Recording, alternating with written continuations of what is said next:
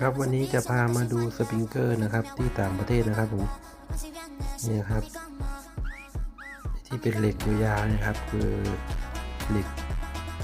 เป็นท่อน้ำนะครับผมสปริงเกอร์จะห้อยระหว่างท่อนะครับยาวไปนู่นครับผมสุดลูกหูลูกตาครับผม